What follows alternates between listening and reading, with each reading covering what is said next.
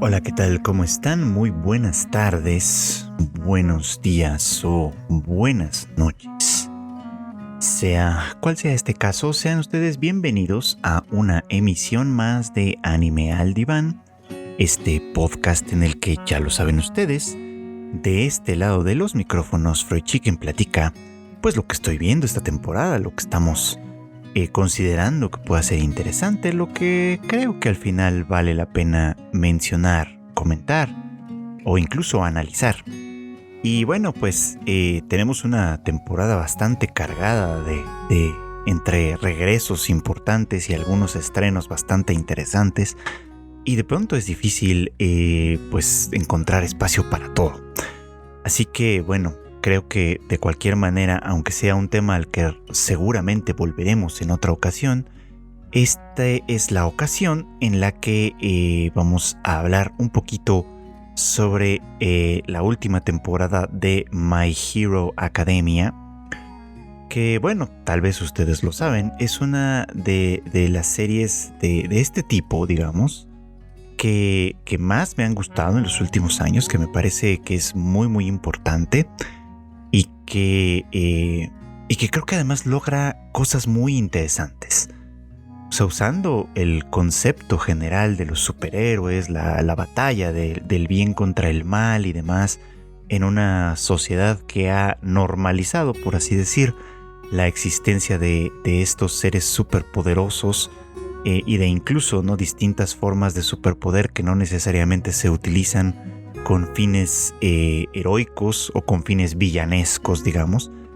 Tiene un trasfondo y un montón de características que son verdaderamente interesantes, que hablan bastante sobre nuestra ideología actual, sobre esta lucha, digamos, de clases que estamos viendo y viviendo alrededor de todo el mundo, y los personajes, que esto me parece fundamentalmente importante, representan muchas veces bastante más de lo que quedaría un tanto como a simple vista. No es un secreto para nadie que Kohei Horikoshi, el autor de My Hero Academia, pues es un gran aficionado a las historias de superhéroes, un gran admirador de Marvel y demás, que en mi opinión ha sabido integrar muchos de los temas serios que los cómics han planteado, porque obviamente esto no lo inventó Horikoshi, pero ha sabido tomar muchos de estos temas, integrarlos dentro de su historia y darles una coherencia muy importante y muy significativa. Aquí algunos me dirán probablemente que de coherencia nada, ¿no? Porque, el manga obviamente de My Hero Academia ya terminó hace algún tiempo, y en su momento fue bastante debatido, ¿no? Sobre cuáles fueron los destinos finales de algunos de los personajes y demás, y no todo el mundo está de acuerdo conmigo en este asunto de la coherencia que tiene, pero vamos, no me refiero, al menos no únicamente, porque no me parece que sea lo más importante en este caso, a la coherencia de los hechos, o a la naturalidad, o a la verosimilitud incluso de algunos de los hechos, ¿no? En una historia de superhéroes, donde de por sí ya estamos aceptando que la gente tiene, pues esto, ¿no? Superpoderes, y que además, como Horikoshi nos lo planteó desde el comienzo, estos superpoderes pueden evolucionar de distintas formas, pues al final tenemos que hacer ciertas concesiones de verosimilitud. O sea, para que siga siendo divertida y funcional, digamos, nosotros tenemos que hacer estas concesiones, que de hecho hacemos siempre, incluso en historias que no implican superhéroes y que no implican un isekai, o que no implican nada de esto, ¿no? Tenemos que hacer ciertas concesiones en aras de la verosimilitud del cuento. Es decir, tenemos que dejar pasar ciertas incoherencias con la realidad. Vamos, ¿no? Pues eso lo hacemos en todas o en casi todas las historias, y pues sobre todo en estas que tienen temas que salen de lo natural, tenemos que hacerlo con mucha mayor razón. Así que realmente no me refiero como tal a eso, sino más bien como a la línea discursiva que Horikoshi ha ido planteando en My Hero Academia a lo largo de todos estos años. Y voy a regresarme un poquito, ya lo he hablado antes en otros espacios, pero si es un poco la primera vez quizá que me escuchan hablar de esto, tal vez vale la pena hacer una recapitulación de algunas de estas ideas. En términos generales, a mí una de las cosas que me llama la atención de My Hero Academia es cómo al democratizarse, por así decirlo, es decir, al convertirse en una norma, el hecho de que todo el mundo tenga algún tipo de superpoder, unos más útiles que otros ciertamente, pero al final de cuentas casi todo el mundo tiene uno, se crea un nuevo orden social, digamos, orden social como los hay muchos, ¿no? O sea, por poner ejemplos muy muy claros, muy muy simples de demostrar, tenemos un orden económico en nuestra realidad, ¿no? O sea, aunque digamos que todo el mundo, todos somos iguales, por ejemplo, ante la ley, ante Dios o ante quien ustedes quieran, en la realidad, pues hay unos que son más iguales que otros, claramente, ¿no? Y quienes están en la cima del poder político o económico, pues suelen tener ventajas y privilegios que los demás no tienen. Y obviamente entre más bajo estés en esa escala, pues muchos menos privilegios, oportunidades y demás están accesibles para ti. No es que sea imposible necesariamente conseguirlas, repito, pero pues se tiene que trabajar mucho más o se tiene que tener mucha más suerte o algo entre las dos cosas, que cuando te encuentras del lado privilegiado, pues simplemente no es tan complicado, ¿no? Llegar a ciertos lugares de esta misma sociedad. Hay obviamente pues estratificaciones raciales que pues digo, no nos gusten o no, estemos de acuerdo o no, siguen siendo de estos órdenes sociales que de alguna manera mantienen y sostienen esta cuestión. En fin, hay pues diversas maneras de estratificación social. Y en My Hero Academia los dones, los quirks, como también se les llama, se convierten en una suerte de moneda de cambio en ese sentido. Y la sociedad de superhéroes es probablemente el medio en el que esto se demuestra con muchísima más, pues con muchísima más solidez, vamos a ponerlo así. ¿Por qué? Bueno, pues simplemente por la razón sencilla de que si uno quiere llegar a ser un superhéroe, pues más le vale haber nacido con un don o con un quirk, llamémosle, pues que sea pertinente para ello, ¿no? Y que sea lo suficientemente poderoso, digamos, como para siquiera iniciar el proceso formativo académico que implica llegar a ese punto. Que de hecho por ahí parte la historia de Deku, ¿no? Nuestro protagonista, un chico que sueña con ser un héroe, que está ansioso por que llegue el momento, que es como en la temprana pubertad, digamos, en que se manifieste su don, y que cuando no se manifiesta ninguno, pues él sufre mucho porque encuentra pues básicamente su sueño, su futuro completamente frustrado, y todo cambia cuando All Might, después de verlo intentar hacer un acto heroico a pesar de de no tener ningún tipo de habilidad especial, ni entrenamiento, ni mucho menos, simplemente como si su cuerpo mismo reaccionara de manera natural al pedido de ayuda de alguien más,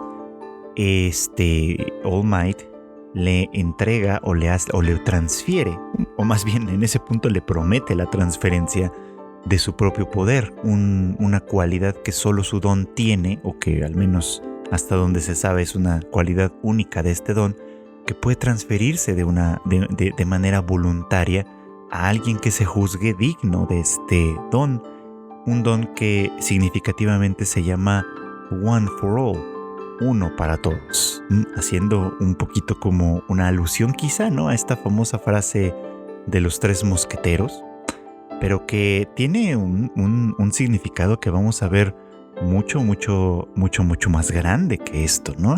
Un significado que abarca a toda una sociedad y todo un entramado social, vamos, tratando de influir en esta sociedad, en este grupo, a través de esta gran idea, ¿no?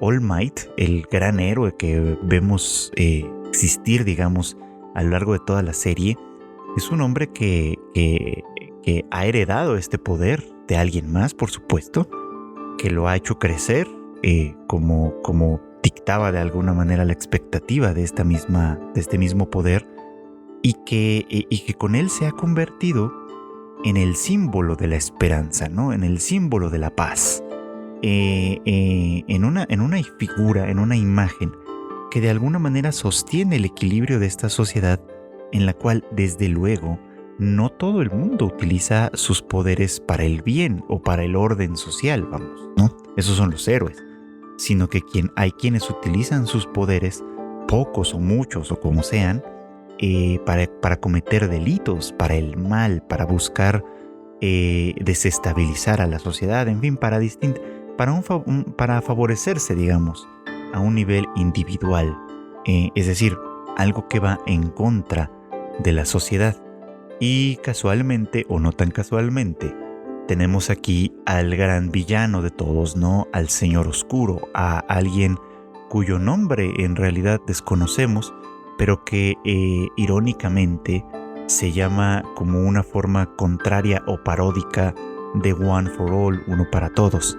Este personaje es nada menos que All for One, todo para uno. Y de nueva cuenta, ¿no? Ese nombre, esa denominación, también es bastante simbólica, también es bastante representativa. Es el nombre de alguien que precisamente quiere eso, todo para sí mismo y nada para los demás. Un extremo del individualismo que obviamente no solo lleva su parte de su parte mental individual, vamos, ¿no? Psicopatológica, si quieren ustedes, sino incluso, ¿no? Tiene unas enormes implicaciones sociales, de las cuales quiero hablar un poquito más, porque justamente en el momento en el que estamos de la serie, All for One ha terminado su existencia. Y esto no sé qué tan consciente sea en Horikoshi, pero me parece que tiene una simbolización sumamente interesante, sobre la cual quiero hablar en bastante detalle. Pero sobre eso quiero dar un pequeño contexto. Por razones que no vienen a cuento de este podcast, pero que tienen que ver conmigo, evidentemente.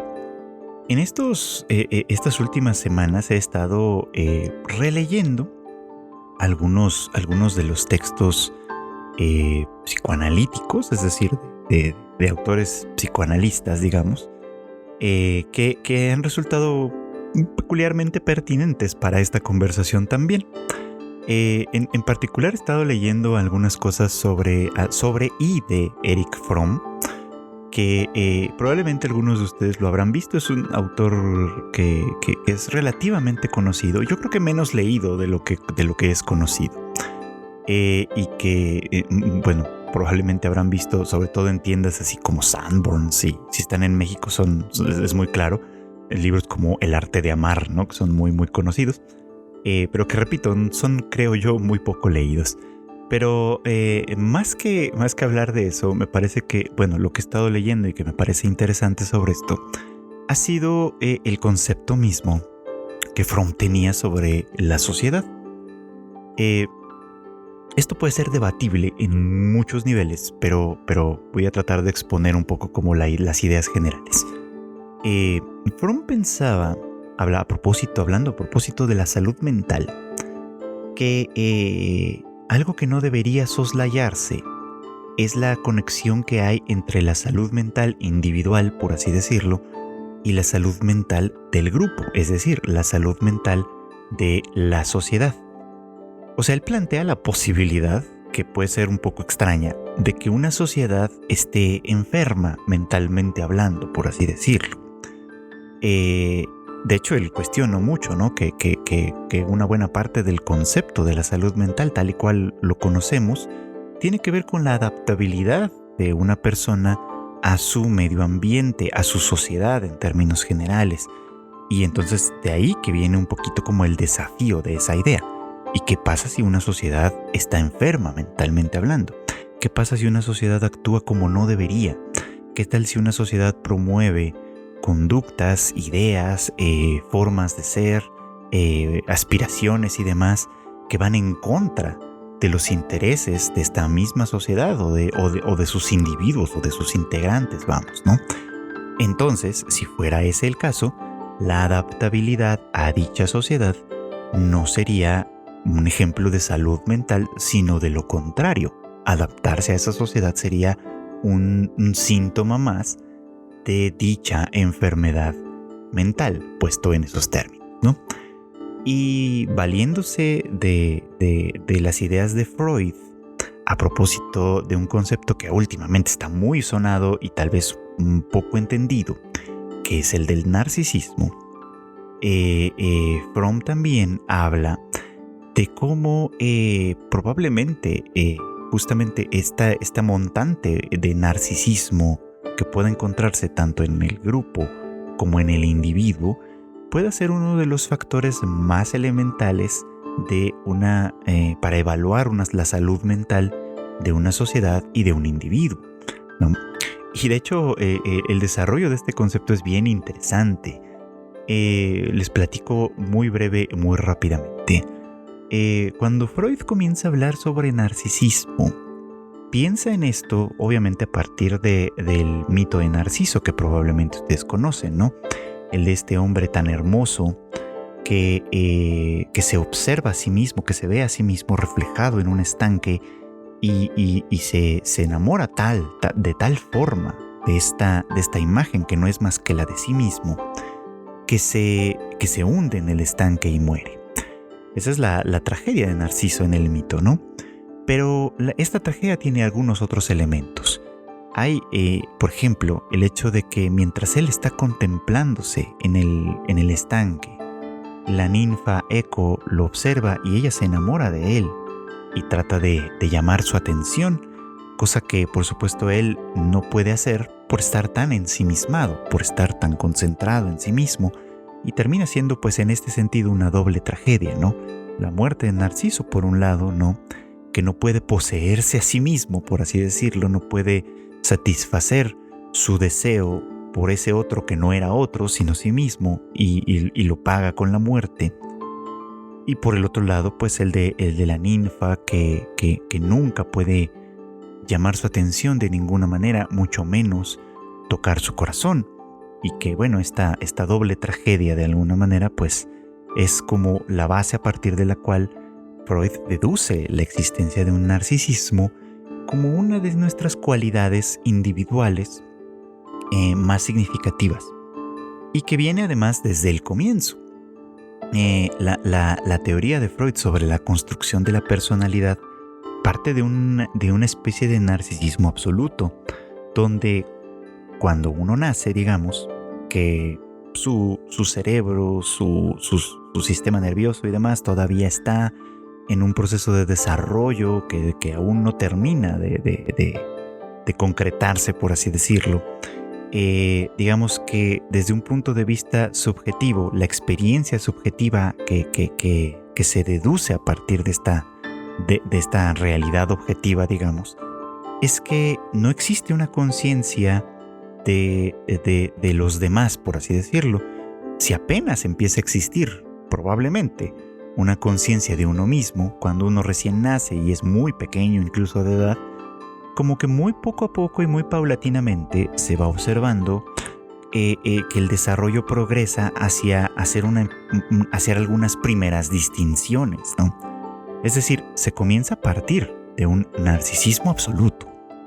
Y ese narcisismo absoluto se va fragmentando en la medida en la que conforme vamos creciendo, vamos admitiendo en nuestra conciencia y en nuestra concepción del mundo la existencia de seres que no son yo en primera instancia y que poco a poco van a ir adquiriendo identidades particulares en un desarrollo saludable, digamos, ¿no? Es decir, partimos de este absolutismo a empezar a darnos cuenta que existen estos otros no-yos que luego van a ser mamá, papá, abuelos, hermanos, mascotas cuando las hay, extraños, gente que está fuera de la casa, amigos, maestros, en fin, o sea, nuestro mundo mental se va diversificando, ¿no? Se va haciendo cada vez más amplio y vamos pues comprendiendo, ¿no?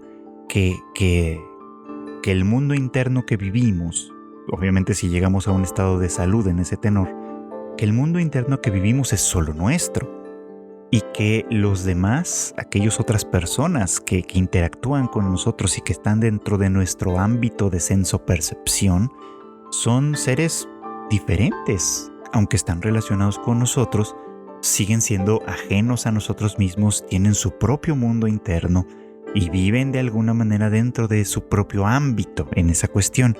Y por así decirlo, simbólicamente hablando, extendemos nuestras pequeñas raíces, nuestras pequeñas ramificaciones para conectarnos de maneras muy breves y muchas veces imperfectas con esos otros mundos que nos son externos, básicamente, ¿no? Eso en un desarrollo, vamos a decirlo, relativamente saludable.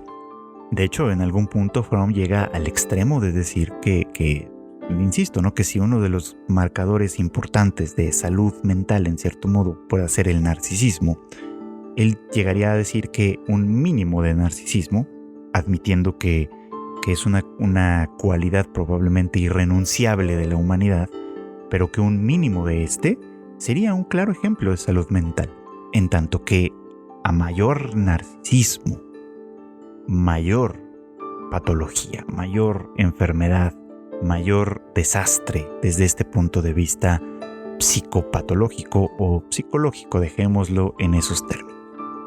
Y esto pues nos lleva claramente a All for One, ¿no? Que justamente en este episodio, en el más reciente que tuvimos de My Hero Academia esta semana, justamente es un personaje que enarbola toda esta noción, ¿no? Y ya lo hemos visto actuar en otras circunstancias, ya lo hemos visto ser, básicamente, ¿no?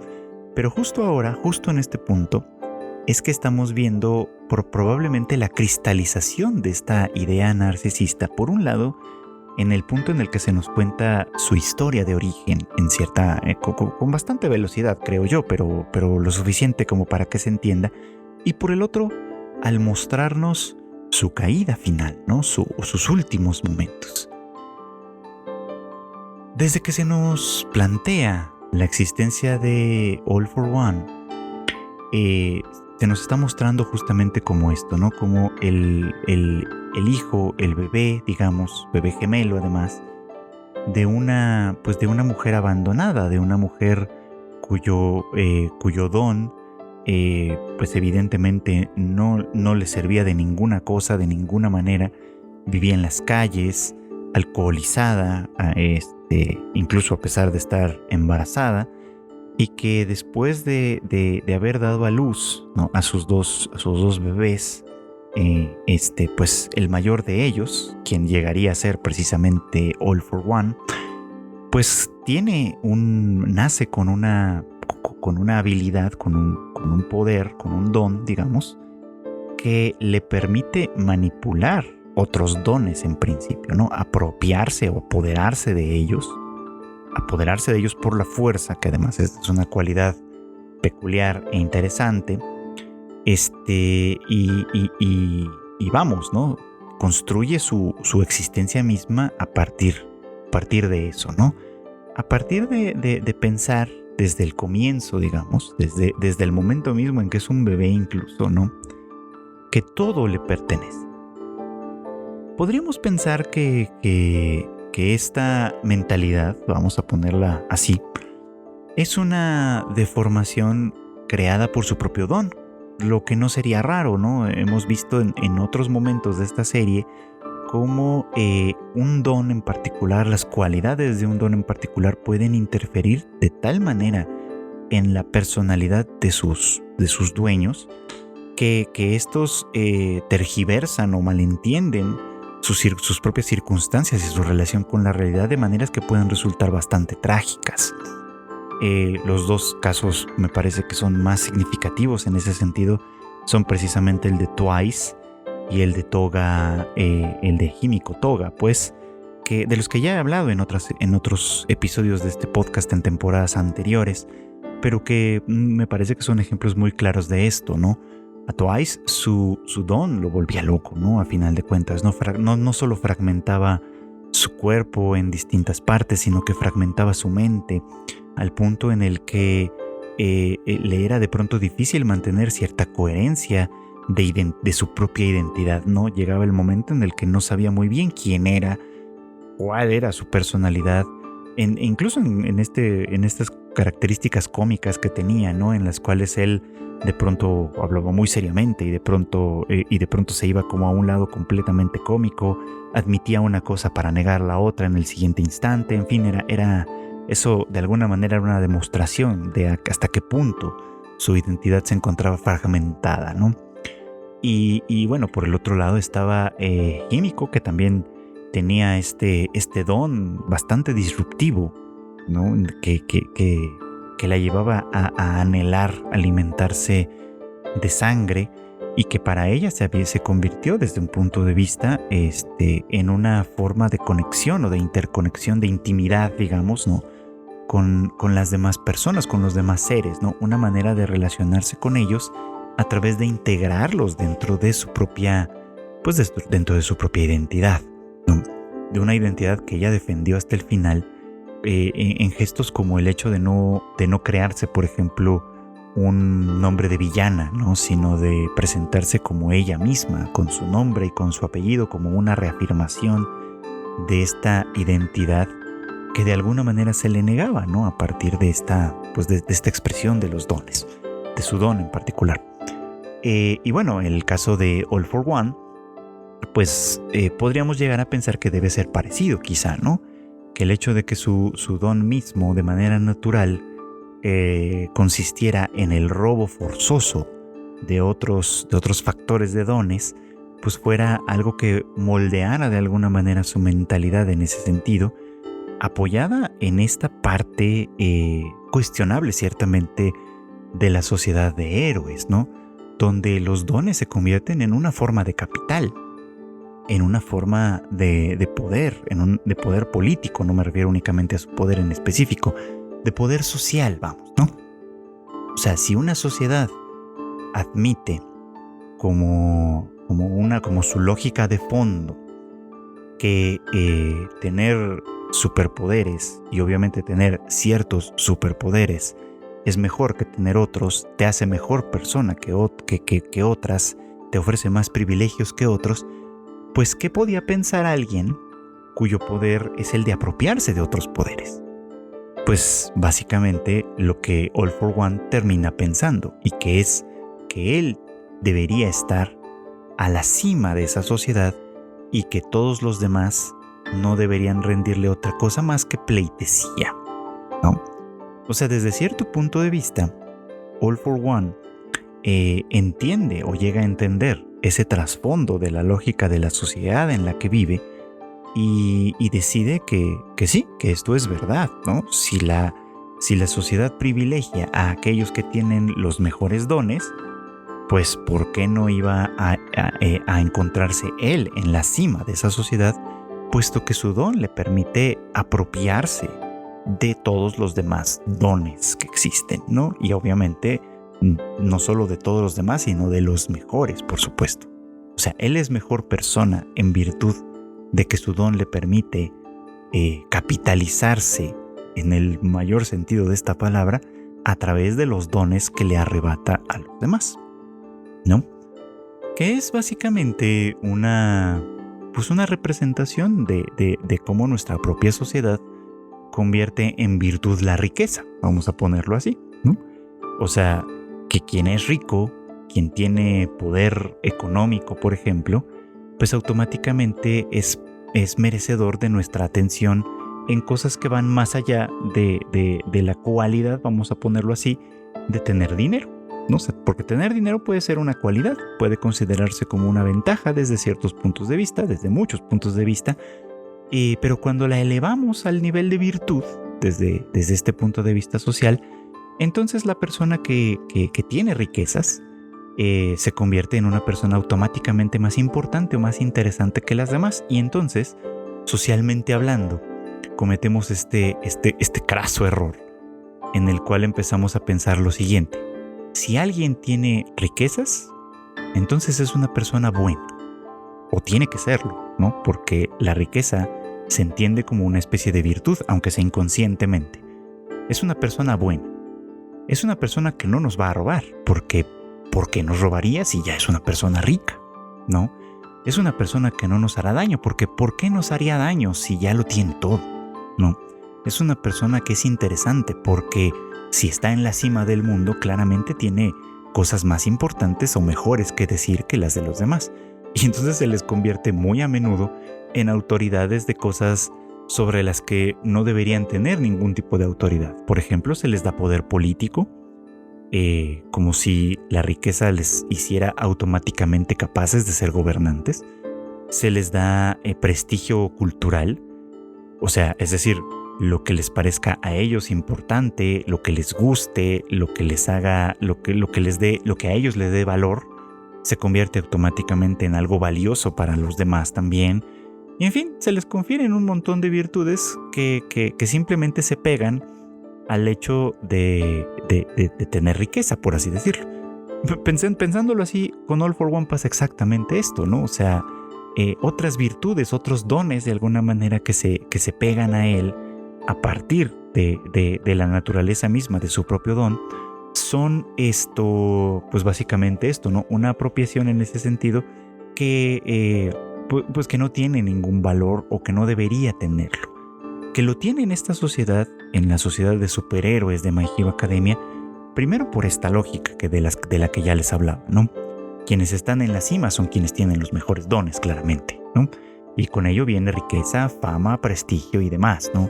Que muchos explotan de distintas formas y que de alguna manera, por ejemplo, el caso de All Might es peculiar, es extraño precisamente porque al estar él en la cima, evidentemente es alguien a quien no le va mal, ¿no? A quien no vive, que no podríamos decir que viviese mal, ni mucho menos, pero que trata de poner, o sea, él entiende que esto sí es un privilegio para él y que los privilegios tienen una función o deberían tener una función que no es la de simplemente colocarse a uno mismo en la cima y estar por encima de los demás, sino una orientación social, ¿no? Que es como, saltándome a una serie diferente, lo que la mamá de Tengoku le dice a su hijo en aquel recuerdo que tiene al final de Mugen Train. Ustedes seguramente lo recordarán, cuando le dice que los fuertes tienen más fuerza para proteger a los débiles, ¿no? Digamos que All Might entiende un poco esta misma lógica, ¿no? Y entiende que su poder es para eso, ¿no? No es para sí mismo, no es para engrandecerse a sí mismo, sino para ponerlo al beneficio de todos los demás que necesitan ser salvados, que necesitan ser protegidos, defendidos, que necesitan ser, pues esto, ¿no? Que necesitan estar bajo el ala de alguien que pueda poner este gran privilegio al servicio de los demás. Entonces, bueno, All for One entiende obviamente lo contrario, que además, hay que decirlo, entiende lo que verdaderamente esta sociedad había estado propugnando en adelante, ¿no? Que hay dones mejores que otros, que hay y que quienes tienen esos dones deberían estar en la cima de esta sociedad. Pero bueno, digamos que en su búsqueda por este poder, por llegar más lejos, etcétera, por irse pues ahora sí, por llegar a la cima como tal de este mundo, lo interesante es que All for One encontró siempre oposición, desde luego, ¿no? Encontró siempre a personas que estuvieron dispuestas a frenar sus aspiraciones, que estuvieron dispuestas a entregar sus propias vidas incluso, ¿no? Para que él nunca llegase a estar en la cima de la sociedad en todos los sentidos, por supuesto. O sea, All Might fue pues el último, digamos, o el último hasta ahora, de quienes se le habían opuesto en ese sentido, pero justamente este poder que se le oponía, que es One for All, uno para todos, es un poder que se transmitió de generación en generación distintos portadores, digamos, de esta habilidad, que enriquecieron este poder, que le dieron una dimensión mucho, mucho más profunda, por supuesto, y que con el único propósito de mantener desde luego a raya y en algún momento vencer definitivamente a All for One. Y el nacimiento de este poder, digamos, vino de su hermano menor, de Yoichi, a quien All for One veía también como una propiedad más, como algo más que le pertenecía. Carne de su propia carne, ciertamente, ¿no? Su hermano menor, la única persona relacionada directamente con él mismo, pero que no por eso podíamos decir que su relación era de amor. Era más bien como la forma más, más narcisista quizá de poseer algo, ¿no? De poseer a una persona misma con la cual comparte algunos elementos, pero que al mismo tiempo es como un reflejo de su propia grandeza, por así decirlo. O al menos así es como yo lo entiendo. Puesto que All for One ve en Yoichi justamente a un espejo deforme, ¿no?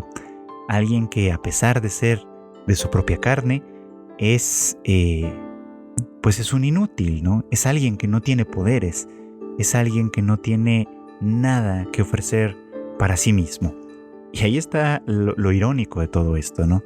El One for All, que es el poder que tanta lata le ha dado, que tantos sinsabores le ha ocasionado en su carrera por la inmortalidad y por la cima, que es al final lo que tanto ha estado buscando All for One. Pues existía este factor que era tan débil, que estaba tan mal nutrido en primera instancia, que pasó por completamente desapercibido, pero que encontró en la rebeldía la manera de desarrollarse, y encontró además también la posibilidad de transferirse, no de la misma manera en la que All for One lo hace, que básicamente roba los poderes de aquellos a quienes, pues, sobre quienes ha pasado encima, básicamente, ¿no? Sino que lo transfiere de manera voluntaria, ¿no? De manera voluntaria a alguien a quien considera que es merecedor, que es digno, y con la encomienda además de hacerlo crecer, de desarrollar este poder, que es un poder que, insisto, y esta es la parte más interesante de todo esto, que es un poder comunitario, ¿no? A diferencia de All for One, que es un poder orientado hacia lo individual, orientado hacia el enriquecimiento ilícito, vamos a decirlo así, de una sola persona, One for All es un poder que tiene una identidad comunitaria, que se transfiere o sea, que se desarrolla en una generación y se transfiere a la siguiente para adelantar o para mejorar a la generación que viene más adelante, y que adquiere su mayor expresión, su última expresión, precisamente en Deku, ¿no? Donde la batalla final se percibe que se aproxima, y todo lo que de alguna manera se fue cultivando a lo largo de las distintas generaciones del One for All se va cristalizando en Deku, no para engrandecer a Deku como un héroe, que esa es la parte más importante de todo esto, no como un objetivo individual, que es una de las cosas que creo que más se ha malentendido de My Hero Academia y sobre todo de su final, sino como algo que tiene un propósito, y que este propósito es comunitario, no individual. O sea, no es para engrandecer a Deku, no es para convertirlo en el héroe más grande de todos los tiempos, en ese sentido, en el sentido del ranking, en el sentido del prestigio, en el sentido del éxito económico, del éxito social, del éxito político, del que ustedes quieran, sino para convertirlo en el héroe más grande del mundo, en el sentido en el que lo entendió Stein, por ejemplo, ¿no? En el de alguien que se entrega a los demás, que pone su poder al servicio de un bien mayor. Por un bien mayor se entiende no el del individuo, sino el de los demás. Y esa es un poco como la cuestión importante de toda esta batalla que trasciende los golpes y los superpoderes y que llega hasta lo ideológico. Porque es una batalla entre lo social y lo individual, ¿no? Yo insisto mucho en esto, ¿no? All for One representa este narcisismo extremo, este narcisismo casi absoluto, digamos, que Fromm, por ejemplo, consideraría una de las mayores muestras de una psicopatología, por supuesto, ¿no? Y que además entabla muy bien en esta relación con el narcisismo social como tal, ¿no? De una sociedad narcisista, una sociedad que ha aprendido a valorar de manera equivocada algo que no debería tener ese valor, por supuesto, ¿no? Que ha convertido en esta... ha convertido la existencia de los dones, vamos, ¿no? En una forma de capitalismo, ¿no? Que termina mordiéndole la cola, vamos a ponerlo en estos términos, ¿no? Porque si bien los héroes tienen estas características que de alguna manera salvan y sostienen el equilibrio social, pues ya hemos visto que esto no es unívoco para todos, ¿no? Ya hemos visto que dejando de lado al gran símbolo de la paz que fue All Might, tenemos a héroes que con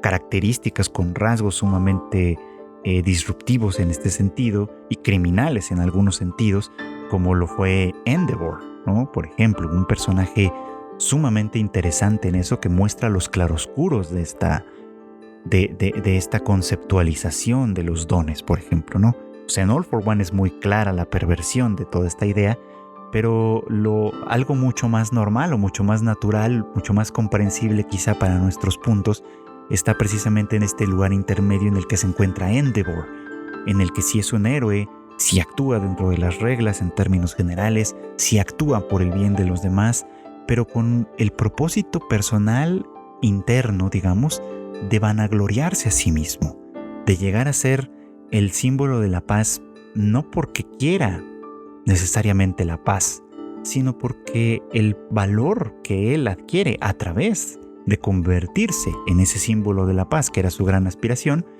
le reporta una satisfacción narcisista, vamos, a este personaje. Entonces, All for One recorre el camino completamente distinto porque no ve ningún valor en convertirse en un héroe por los demás. No quiere convertirse en un héroe porque su propósito es todavía más narcisista, vamos, que el de Endeavor en un sentido sumamente radical. Él realmente no quiere colocarse en la cima de este sistema como tal. Quiere estar en la cima de la sociedad para dictar cómo debe ser el sistema. No colocarse en la cima del mismo, sino transformarlo a su propia visión. Por eso la palabra aquí, dictar, en el sentido de dictatorial quizá, es lo que de alguna manera tiene sentido. El dictador tiende a ser narcisista. El que pretende imponer su propia visión de las cosas a todo el mundo, básicamente, tiene un buen rasgo narcisista, ciertamente, ¿no? Lo tenemos todos en buena medida, ¿no? Por eso les decía yo hace un rato que Fromm piensa que una cierta montante de narcisismo es hasta cierto punto insoslayable, inevitable, ¿no? Forma parte de nosotros y estaba en nuestras raíces y se queda ahí de alguna manera, ¿no? Y nuestra labor es un poco como tratar de domesticarla en la mayor medida de lo posible. Y eso quiere decir que pues tenemos que encontrarle probablemente algunos derroteros donde sea más benigna, y no se convierta básicamente en una megalomanía como la que tenemos obviamente en All for One. Ahora, la parte que quiero destacar de todo esto, porque creo que espero haber dejado más o menos en claro lo que siento que de alguna manera representa el personaje de All for One desde este punto de vista ideológico, desde este punto de vista sociopsicológico, por darle alguna terminología en ese sentido, es ahora la otra parte como simbólica de la forma en la que termina siendo derrotado, que esto es interesantísimo. entre las muchas cosas de las que se apropia All for One es precisamente de este poder de rebobinar, ¿no? Que es un don muy muy peculiar y muy especial, que de alguna manera regresa como las cosas al pasado, ¿no? Que es lo que le permite restaurar el don del Emilion, por ejemplo, ¿no? Porque regresa, por así decirlo, como su don a un estado anterior.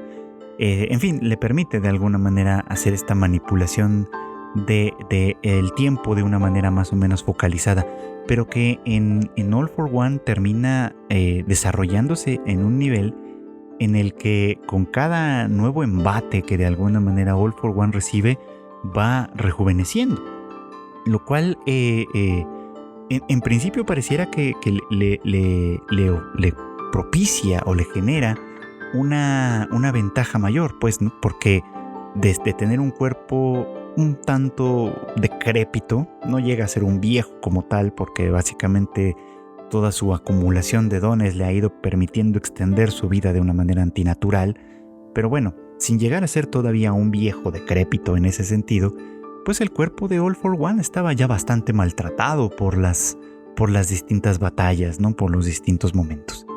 Y este factor de rejuvenecimiento, digamos, a través del don de rebobinar, ¿no? Comienza a darle ventajas que antes no tenía, ¿no? En la medida en la que su cuerpo va regresando a estados anteriores donde no solo era más joven, sino también era más sano.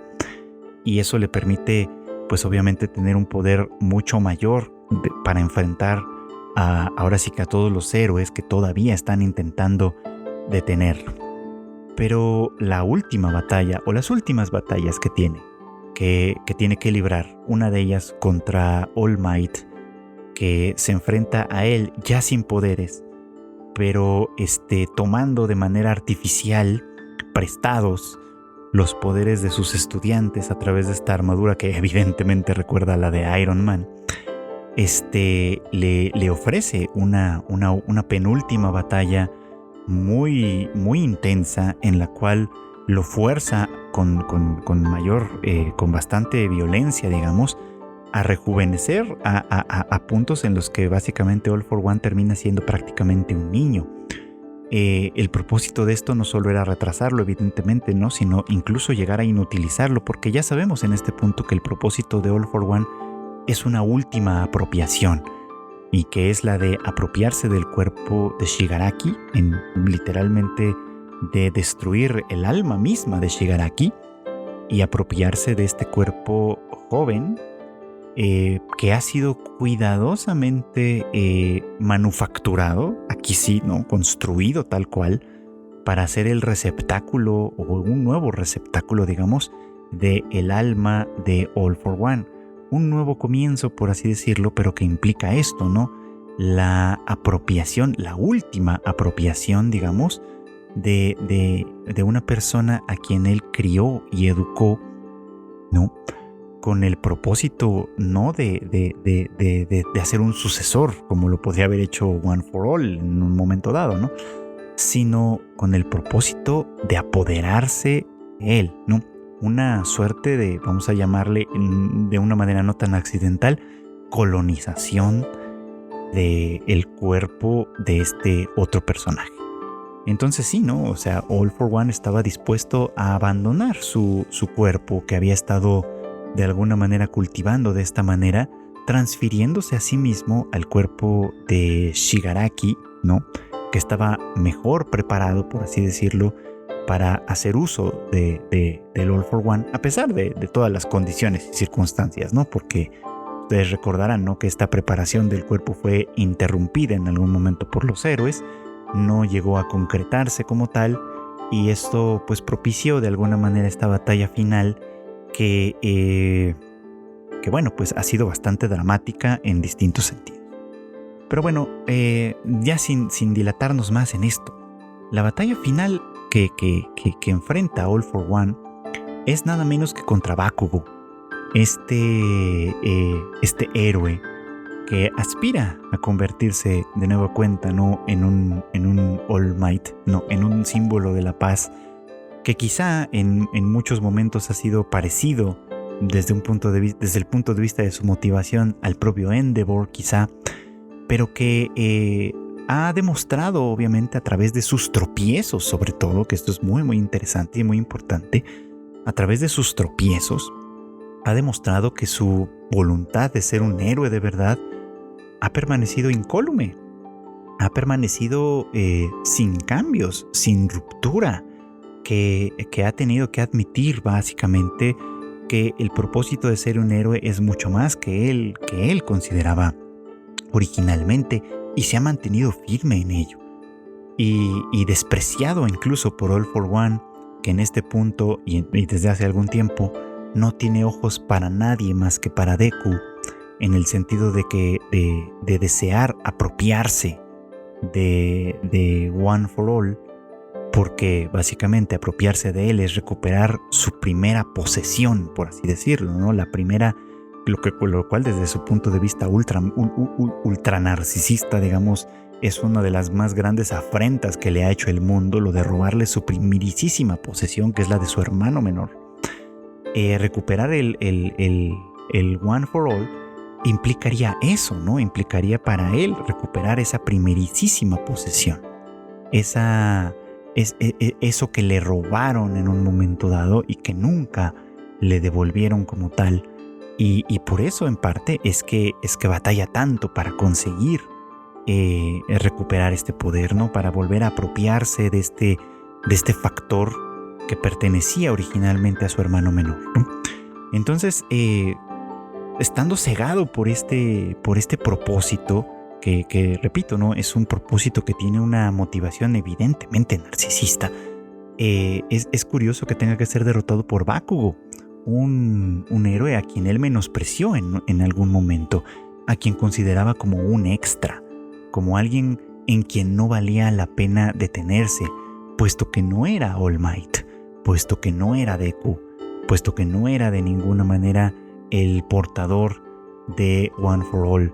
No significaba nada para él, y sin embargo es este Bakugo que ha regresado, pues, ¿no? Que regresó de las cenizas prácticamente de la muerte con la ayuda de un héroe que se sacrificó a un extremo bastante brutal para mantenerlo con vida. Es precisamente este héroe el que prácticamente en ruinas, con el cuerpo en ruinas,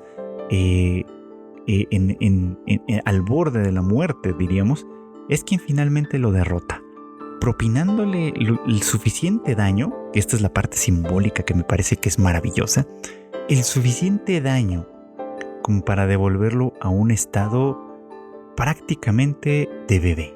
Es decir, en el momento en el que Freud, por ejemplo, teorizaba que todos vivimos en el narcisismo más absoluto, All for One termina sus días en la forma material en la que uno es eso, en la que uno es puro narcisismo, en la que uno es incapaz de relacionarse con el mundo de ninguna manera, no puede hablar, no puede expresar su deseo, no puede comunicarse activamente con nadie. Lo único que puede hacer es llorar, lo único que puede hacer es gritar, lo único que puede hacer es esperar que alguien más, ¿no?, sea lo suficientemente empático como para tratar de satisfacer tus necesidades, que es básicamente lo que es la vida de un bebé, ¿no? Es decir, el máximo narcisista de esta historia termina sus días siendo la imagen misma del narcisismo, por así decirlo, antes de desaparecer por completo.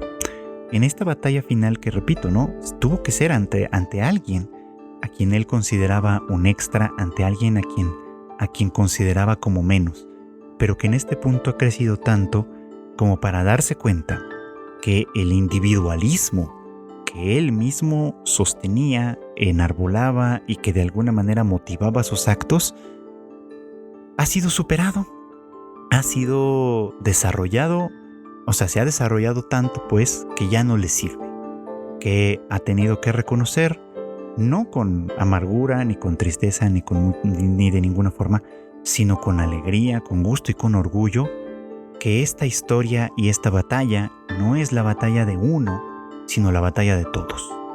Que esta lucha, que esta entrega, no ha sido únicamente la de la suya, ¿no? Y que por supuesto esta victoria sobre el Señor Oscuro, digamos, no le pertenece únicamente a él, sino a todos los que le han puesto el cuerpo a la batalla, ¿no? Él simplemente fue quien selló